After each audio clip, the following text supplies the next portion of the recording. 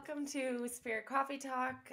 Myself, Lisa Richmond, followed with Elyse Catherine and Ginette Byro, and we are all together again, reunited on Spirit Coffee Talk. I had a much needed break, and so I'm very grateful that these beautiful ladies carried on and did such an amazing job. And I've missed you all so much, and it's so nice to be back. So it's good to see your faces, actually. Yeah. Didn't talk much about not being but being away. But anyway, today we're kind of chatting a little bit about kind of maybe fears or old programming that we have as humans regarding abundance.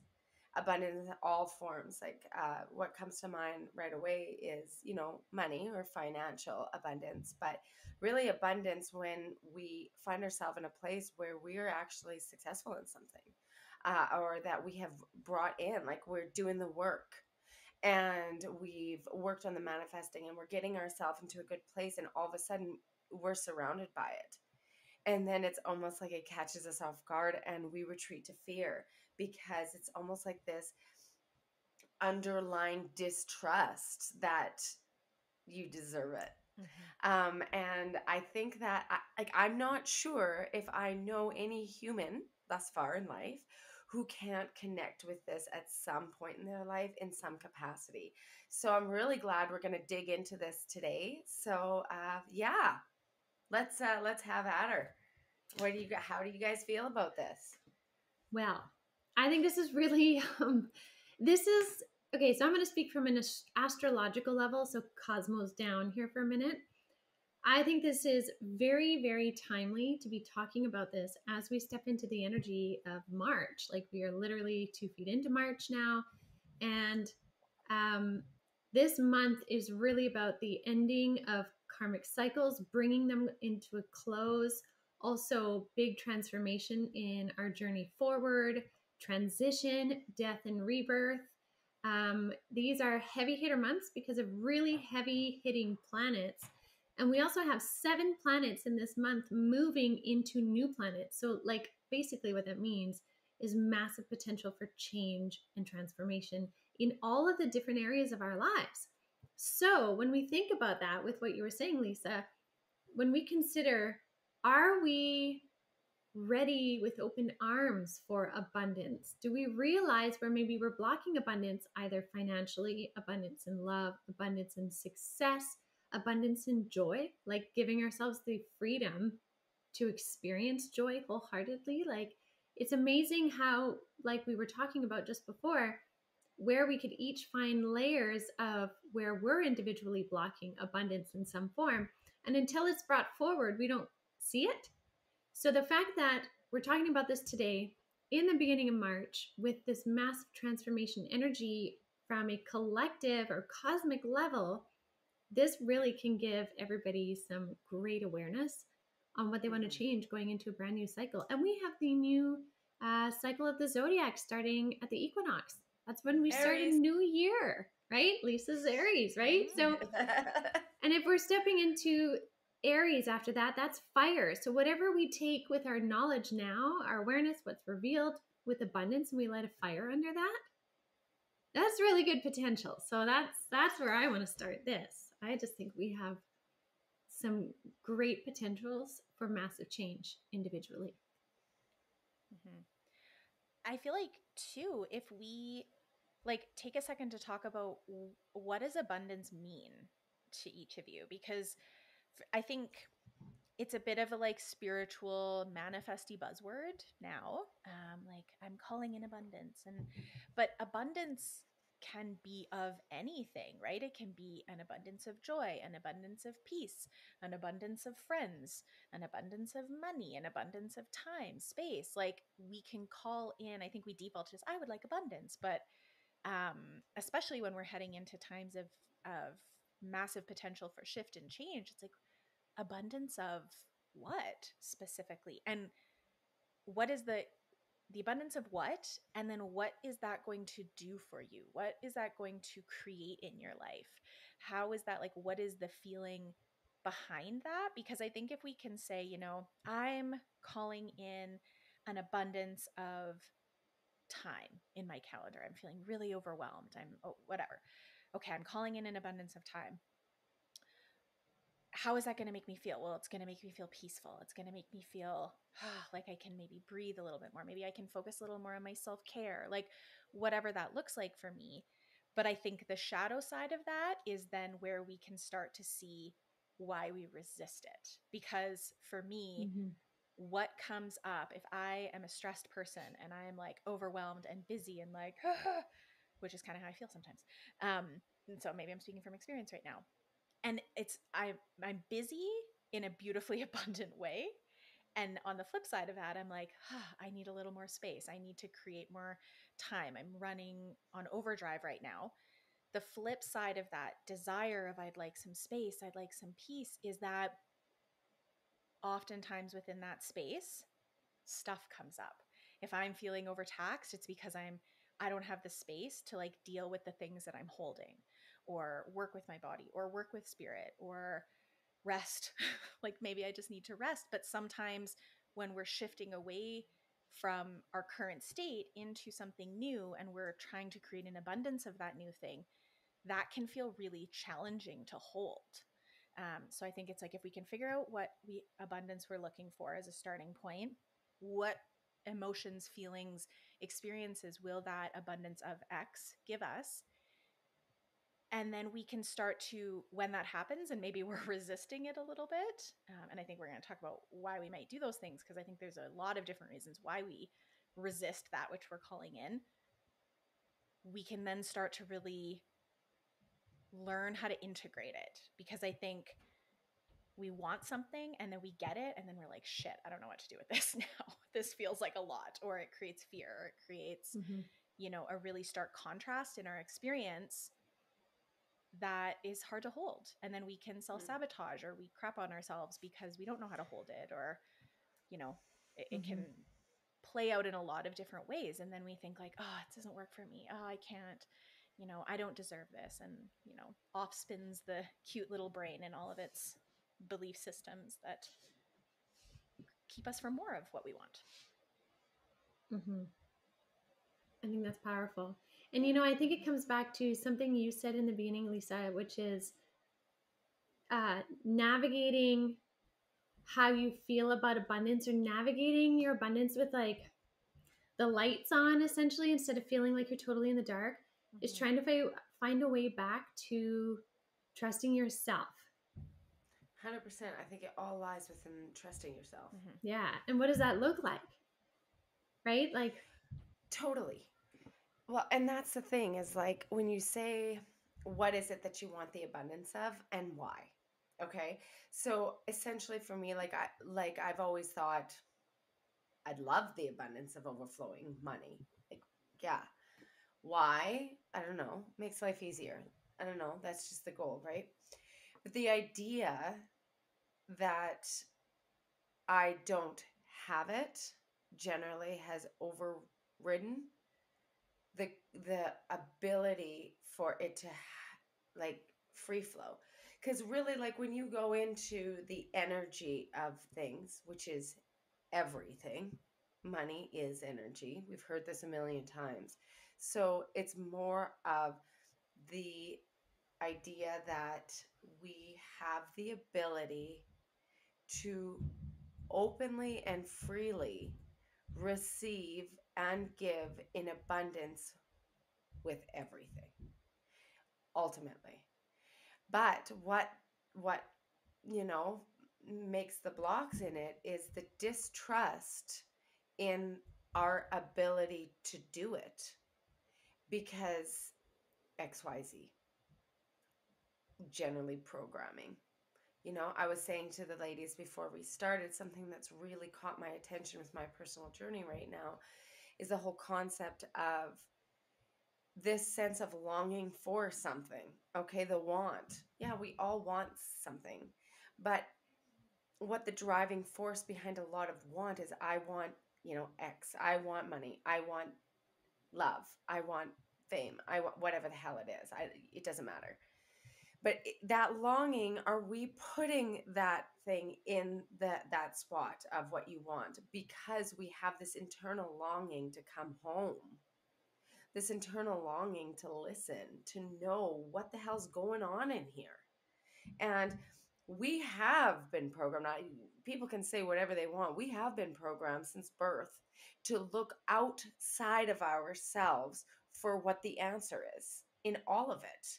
What to eat, what's healthy to eat, what not to eat, where to live, why, what to do for a living, who to love, how to love, as a woman, as a man, as a trans. Like, it's all completely outside of oneself, in which we're taught to look for all of the answers.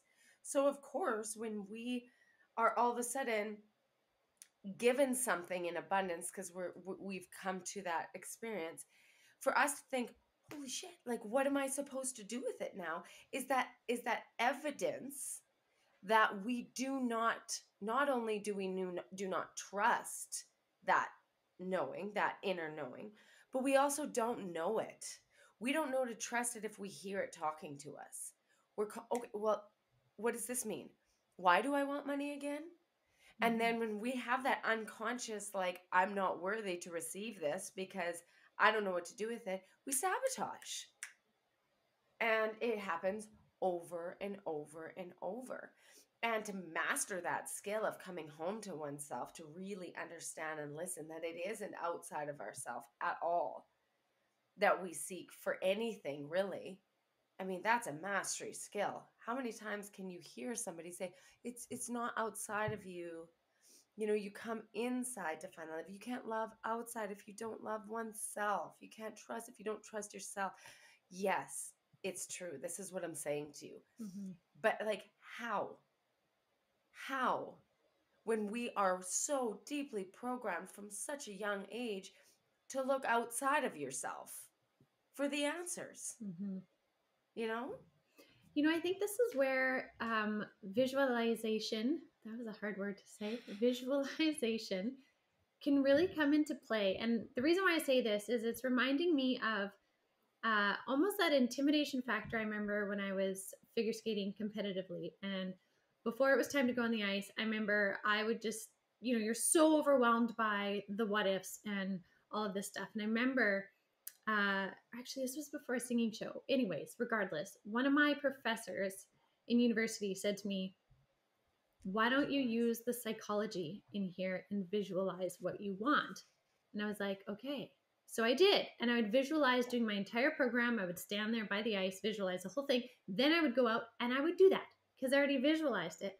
So what I'm getting at is, if we were to really sit with the idea of that piece of abundance, let's say it is finances, what would it feel like to receive that lump sum, to be in that flow of abundance, of continual financial freedom flow coming at you? What would that be like? And you be in it and you sit in it and you imagine interactions in it of all kinds. How would you want to respond? How would you want to be? And spend time exploring it before it happens, so that when it is happening, we already have kind of a loose template or an idea of how to deal with it, so it's not completely foreign. Because I think even though if it's something we really, really want, when it finally happens, if we haven't spent time with it, then it's foreign. Even though we want it, it's foreign. And we don't know what to do with it. That's interesting. In a session, I did that with somebody, and it was super. Their guides were guiding me to do this with her. And I just said, close your eyes and visualize. And it was so specific, like the specifics of what they wanted her to see, right? Because it's that idea that it's already in play. And I mean, if you get way into the quantum field, it already is, right? But I mean, like, where you can actually see it and then feel it and internalize and then react to it. And you're in control and you get to see that desired XYZ. And then it doesn't then reinforce the energy of I want, and I want because I don't have, right? And then if you keep saying I want, that really is reinforcing that you don't have it, right? Instead of I am. This is. I'm here, right? And so if there is something that is in desire for you and you know that it's coming from a place of within, it's already in the motions, right? Like, you know, it's that fear, that pullback, that worthiness for whatever reason that you can't receive it, that really puts up the block, that surrounds us, that protects us, that, you know, whatever it is, whatever the compensatory strategies in which you've put in your life to keep you safe, really, that actually is the nemesis of being able to receive unconditionally. Mm-hmm. Yeah. Amazing. You know, and it also makes me think too. So like when we said coming back to self, so that's how we can visualize the thing, right? The desired abundance. But then coming back to trusting self, like, I don't know, Elyse, if you have any methods or something, because you are very naturally good at this. And I have witnessed this with you so many times over where, especially your body. So like, let's say if we're talking about abundance and health and it comes back to trusting self and knowing that you have the answers within your body speaks to you so clear about things. Like you will have this feeling in your body and you're like, I don't know how to explain it. It's just this thing keeps coming up over and over and over. And like, it will essentially make you fixate on it until you zero in on it and fix it. Right. So like yours is really, a little bit more in your face maybe than other people, but I've also seen that with you with other things. So my question to you with that is, do you think that is spirit guiding you to something? Because I've also seen this happen with other things in your life. Like, I need to focus on this, I need to do this, and then you do, and then it's because it happens. Do you think it's your spirit guides? Do you think it's your higher self? Or simply you? Where do you feel that trust line is? I feel like it's all of the above, which is an annoying answer. Because for me, I mean, as we know, you can feel things intuitively, right? Like all as practicing, you know, doing readings and mediums and psychics and such, it's like, oh, I can feel this energy in my body of the person that I'm reading. And I think as individuals, we can feel that too. It's like, oh, I can feel this like energy of something, and that comes through our body, and then that would maybe be spirit or our higher selves. But then on the flip side of that, I also think that the belief systems that, like Lisa, we were talking about, the stuff that we're hardwired to believe, feel, understand about the world, that happens like before we have conscious authority to say, yes, I want to take this on, or no, I don't want to take this on. Whether that's our family units, whether it's society, like whatever, it can be anything. It can be TV, like media, right? It is It's all everything. of it. Yeah. Those things, they live in our minds, but they live in our bodies as well. And even there's a body of work that talks about, it's called like body mechanics, I think, or somatic body. Anyway, it doesn't matter. But a body of work that talks about how our muscles develop and our bodies develop differently based on traumas and experiences when we were young. And we can talk about that from like a genetic, you know, disease, whatever issue, or perspective, I mean, but also just in the way in which we physically function in the world. Yeah. And so, all to say, I feel that like we can have an intuitive sense of something. Spirit can come through to us, and like you can feel it in your body. You can feel it so deeply that it's like, I need to do this, or I need to create this, or I'm called towards this, or whatever it is. And then we actively manifest it. We call it in, whether that's abundance, whether it's time, whether it's whatever. And then our body also is like, huh, I don't know how to handle this. Huh, I don't know how to take this. And there's this like contraction feeling of like, oh shit, I don't know. Ooh, right? It's around money. It can be around anything. And so I think for me, even with visualizing, it can be like, yes, I can daydream this, but a big piece of manifesting and calling things in is that feeling experience in our bodies. That can be really hard to call on if we have trauma, belief systems, thoughts, emotions, whatever, all of the above, rooted in our bodies, in our somas. And so for me, another piece of this, it's like it all ties in together, is like the mind work of like, what are my mental blocks around the things that I'm calling in? If I call them in, how can am I consciously self-sabotaging? Do I consciously want these things? Am I, seeing the full picture? What's mentally keeping me from getting this or going after it or experiencing it? Then I can talk to my spirit guides and I can be like, is this aligned for me? Is this something that I want? Coming into ourselves and making decisions from that place. And we can do that. And then we get the thing and your body's like, no, no, you cannot. No, you do not. I reject this. And it's not because it's wrong for us. It's because our nervous systems and our bodies and our muscles and all of the things that make us us, our meat suit, isn't in a space to hold that, to experience it fully, because it's like we've primed it for the opposite. And so I think that's where it's like that mind, body, spirit approach of, if I'm mentally and spiritually called towards something, doing the work, and then I get it and I'm like contracted by it, then there's stuff or I'm subconsciously self-sabotaging and I don't know why. I'm doing the thing. I seem to not be able to ever hold on to money, or I'm doing the opposite of what my body's telling me would feel good for it right now, or whatever that is, dating the person that doesn't feel right for me. Like, it can look so many different ways, yet I'm just texting them in the middle of the night or whatever it is.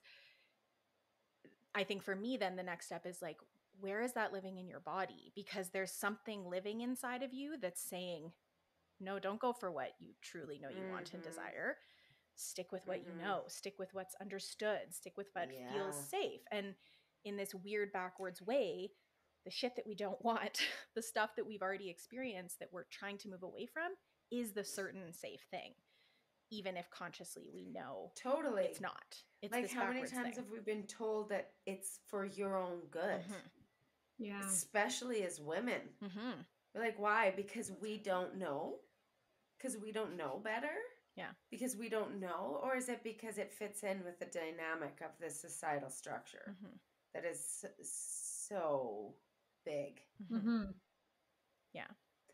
And I think that is it's such an amazing tool to really go back to is, and I mean, it's a huge practice. Life is a practice. You're practicing everything, right? And so I think it's a good practice to be able to come into oneself and continually ask that sense of home.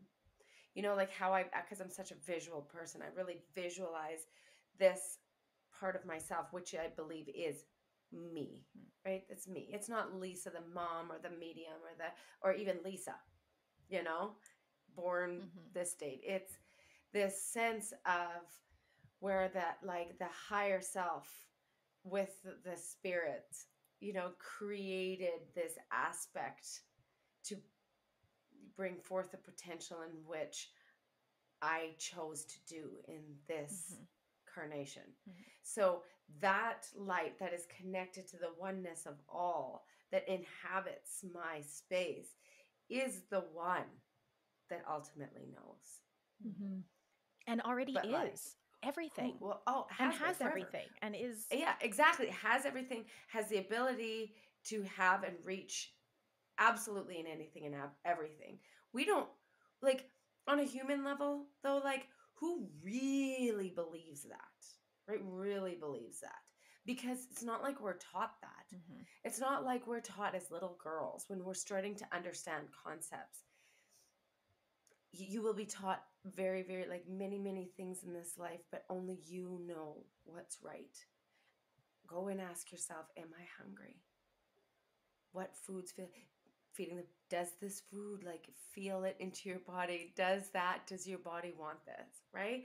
Like, we don't have those, like, physical like when you're talking, Elyse, about how our body can react in certain ways based upon experiences, that's essentially what our physical body does. But within the calming of the nervous system, that comes back into that sense of home, that spirit itself, that wholeness of one, it's practice giving her, I say her because that's how I associate at this time, is I give her that ability to make the choice, where all other aspects of self will listen. Mhm. And if I don't, and I then go outside of self to try to validate or to gather information in which will give me more proof about it versus just my knowing, I'll always come back to that sense of longing then, because you're longing for that sense of knowing, really. And but we've been just trained to kind of seek it outside of ourselves, right? And I know that it's a constant journey of practice. Mhm. But like little things that we can do on a day-to-day basis is actually listen, quiet oneself of asking anything, to be honest, and just with love receive the guidance of that sense of home, that oneness in all that I do. Mhm. And I think then when we do receive, we can start trusting that we're receiving from this sense of self, which is ultimately that oneness of universal everything that exists. Yeah. You know, so yes, I can bring in the messages from spirit, but it comes through that oneness, that sense of home, which is me. And so do I trust that? Gosh, probably more than I've ever trusted anything else in my life. But why does it come through so clearly then? Because I trust that and it comes from that place. And it has a resonance to it, right? Like it'll Right? resonate at your frequency. At that frequency. And I feel like we see that come through in like some people can make an intuitive or an impulse decision and just be like, yes, I know I need to do this, and I do it, and it moves them forward. And we can see that and be like, oh, wow, that's really cool. Some people just know how to work with their body, know how to Totally. what they need to eat, how they need to move. Other people, not as much. And there's a little bit of a disconnect there. We can see it show up in it's other a people. constant wave. Sometimes you're like, I'm an intuitive eater. I can feel into my food. Everything's working. And then sometimes you go through shit and then it comes back to restriction or consumption or whatever it might be, because we've been triggered into something else where we've ultimately kind of given our power away. We're looking outside of oneself for the answer, right? It's ebbs and flows. It's a practice. It is. But here's the really, not but, and here's the really neat thing about the timing right now. So while you were talking, I kept seeing this card over and over and over and over and over. So it's Six of Pentacles. I keep picking that card over and over and over and over. This is giving and receiving, right? Here's your hand, here's the universe, you give, you receive. And I think this is why this is coming up so strong right now in being ready to receive. You want abundance. You've been asking for abundance, not you, everyone. Since 2020, for example, we have been clearing the shadows, going into the shadows, going over the waterfall, clearing up, stating what we want. And even this year, Spirit said, we will ask you, everyone, over and over what you want so we can be clear in what we bring. So with the energetics of these astrological alignments, we're coming into this receiving. But if we're not ready to receive, we're going to block it. And this is a really big window or gateway for this receiving energy. And I really think this is why the abundance piece is coming up, because if we don't recognize that very clearly, we will block it. And we may not block it 100%, but we may not open the tap fully. And so, and then sometimes when we receive, it's almost like, I don't trust myself that this is going to continue to flow in abundance. So I'm going to hold on really, really, really tight. And I love that 6 card because it is that equal exchange of giving and receiving. Giving and receiving, because it is an energy. Yeah. Right? Well, and a really great... It's like we don't have a cap of anything like love. It's not like we have X amount of love that we can receive as a human, X amount of love that we can give. Right? It's this effervescent flow of abundance in all things. Money's no different. Money is no different. It is an energy. An example coming to mind, and it's a complex one because there is a lot more to it than just, oh, now you have more time and space. But how many people were like pre-COVID, oh, I just want some time. I just want a weekend to just be at home. I just want, no commitments. I don't want to have to be like running around. I want some time and space. And then we got that in a fairly traumatizing, stressful way, but we got it. Yeah.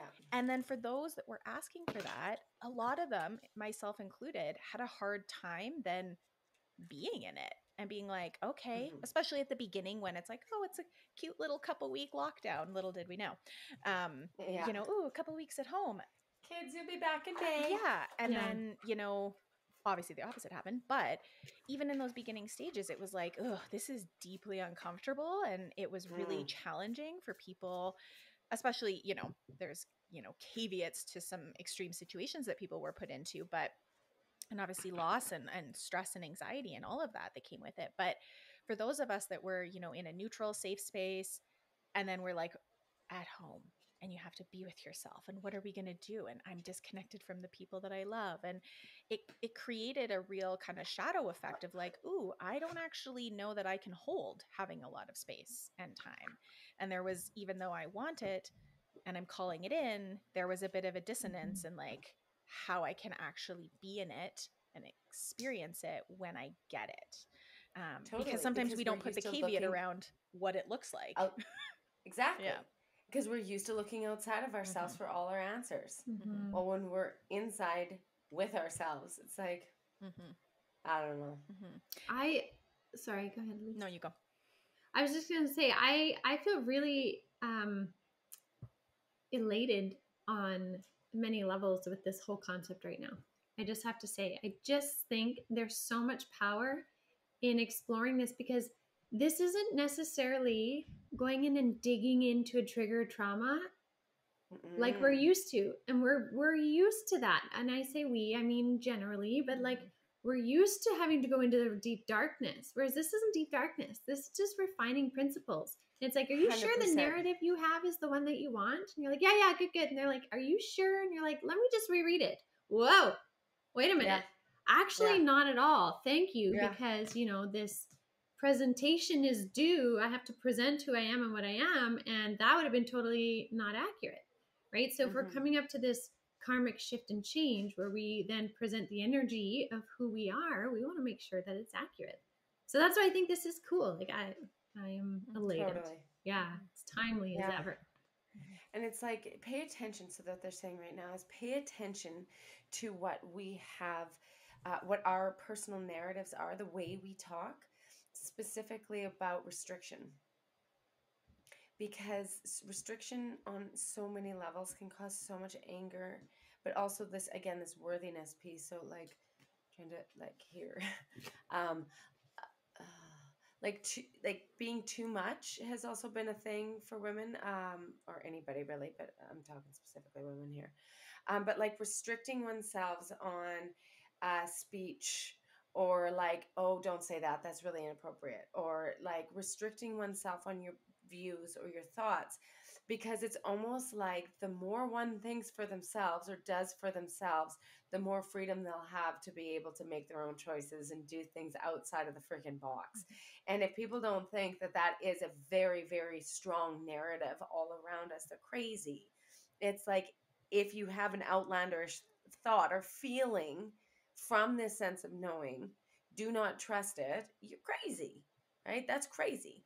I'm going to question this because it doesn't resonate with me.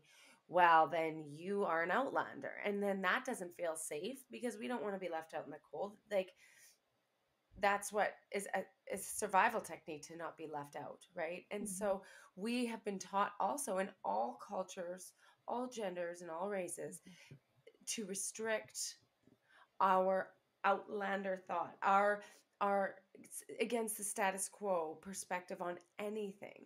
And so really, with this big wave of change that's happening, is start really looking at these narratives that are guiding you, and like, where did they come from, and do they resonate home? Do they resonate at home in oneself? Do they truly resonate?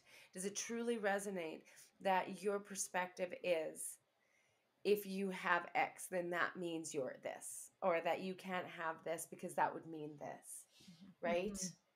Like, really take a look at that and see how that narrative could have been placed in your energetic field because it's easier for you to stay quiet or normal or fit in the box that I don't know how to explain anything outside of it, right?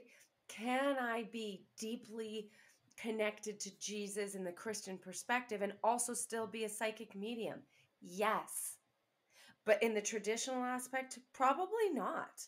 And it's okay to be able, for me, I've had to come home and be like, it's okay to ask myself these tough questions about, does this resonate? Can I still think outside of a box and still mean that I can belong to this group or to this? Can I still be lovable in this situation? Right. And sometimes it means you have to recreate something to make it fit. And that's okay too. That can be scary because then there's that fear of like that, outcasting and the judgment. But sometimes we have to be a little bit freaking brave when we go inside to be able to recreate something or a system or thought process that will allow us to bring in this ultimate state of abundance, this free flow of giving and receiving, because we're doing it from a system and a place that is authentic to us and to spirit and to oneself, Yeah. That was a rant. I like it. I like it. Mic drop. Mic drop. The visual that has kind of been coming in my brain since we started this conversation, which I really love, is like this idea, Lisa, that you were talking about, like your spirit kind of being that driving force, because we did come here for lessons and learnings and things like that. And then our brains and our bodies create this like cast over top of that, right? And it's what our spirit lives in. And, we drive the meat suit around for our time on this planet, and that consists of our body and cells and our brain. And, when we're talking about like coming home to ourselves, for me, that's just like breaking down the aspects of our brain and our bodies being that have been created, frankly, by others and experiences outside of ourselves, and maybe our own experiences because of that as well, or our own choices because of that as well. That it allows the breakdown of that so that spirit can shine through. It's like that light peeking out, that we still are humans. We still have a human experience with a body and a brain. Well, and we're here to be human. Yeah, exactly. And we need to work with those and experience those and be in them. And they're ultimately the vessel for who we are, our true sense of self, our spirit, to come through us and interact and learn and experience and be in alignment with why we decided to come here, especially at this time.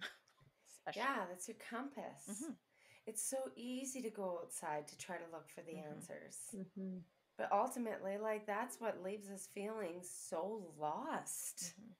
When someone's like, I just don't know. Like, I feel so lost. It's like, that's because you have gone so far outside of home to find your way. Of course you feel lost.